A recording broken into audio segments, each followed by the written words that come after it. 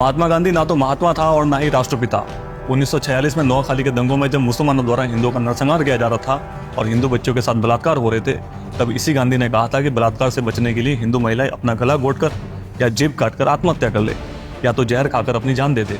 इसका उल्लेख आपको कलेक्टेड वर्क्स ऑफ गांधी के वॉल्यूम 85 के पेज नंबर 491 पर मिल जाएगा। हिंदू महिलाओं को सुरक्षित करने और मुसलमानों को समझाने की बजाय जो व्यक्ति हिंदू महिलाओं को आत्महत्या करने की सलाह देता हो, वो व्यक्ति राष्ट्रपिता कैसे हो सकता है? और हिंदुओं से इसकी घृणा के कितने ही प्रमाण दूं मैं आपको। देश के बंटवारे के वक्त पाकिस्तान में जिन हिंदुओं को अल्लाह अकबर के नारे लगाकर मार दिया गया, उन्हीं मुसलमानों के दिल्ली में स्थित शरणार्थी कैंप में गांधी कुरान का पाठ करवाते थे।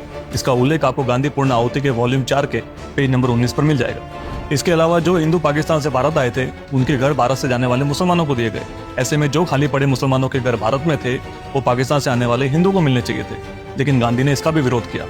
और ना ही वो कोई महात्मा थे। ऐसा मैं क्यों कह रहा हूँ, एक बार ये पढ़िए। प्रभावती अनेक बार मुझे गर्मी पहुंचाने के लिए मेरे साथ सोई है। जब वो थर थर कांपती जमीन पर मेरे लिए पड़ी रहती थी तो मैं उसे अपने में समेट लेता था। ये शब्द है सो कॉल्ड महात्मा के, जो उन्होंने एक पत्र में अपने सहयोगी मुन्ना लाल शाह को लिखे थे। इसका उल्लेख आपको कलेक्टेड वर्क्स ऑफ गांधी के वॉल्यूम 79 के पेज नंबर 213 पर मिल जाएगा।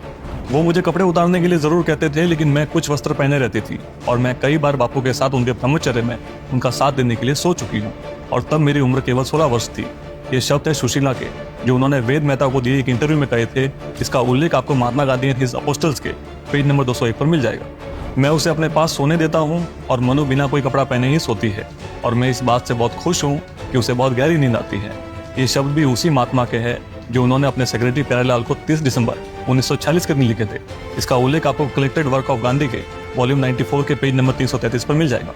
प्रभावती जयप्रकाश नारायण की पत्नी थी, मनुबेन गांधी की पोती थी और सुशीला महात्मा गांधी के सेक्रेटरी प्यारेलाल की बहन। जो व्यक्ति अपने ब्रह्मचर्य का प्रयोग अपनी पोती और बेटी जैसी सुशीला के साथ करता हो, इतना कामुक व्यक्ति महात्मा कैसे हो सकता है? और जो गांधी जीवन भर भारत को एक रखने की बात करते रहे, वही गांधी 31 मार्च 1946 के दिन कहते हैं कि देश का बंटवारा मेरी लाश पर होगा। 1 अप्रैल को कहते हैं कि देश की सत्ता जिन्ना को सौंप दो, और 2 अप्रैल को बंटवारे के लिए राजी हो जाते हैं। हर बात पर अनशन पर बैठने वाले गांधी ने देश के बंटवारे को रोकने के लिए कोई एक्शन क्यों नहीं किया?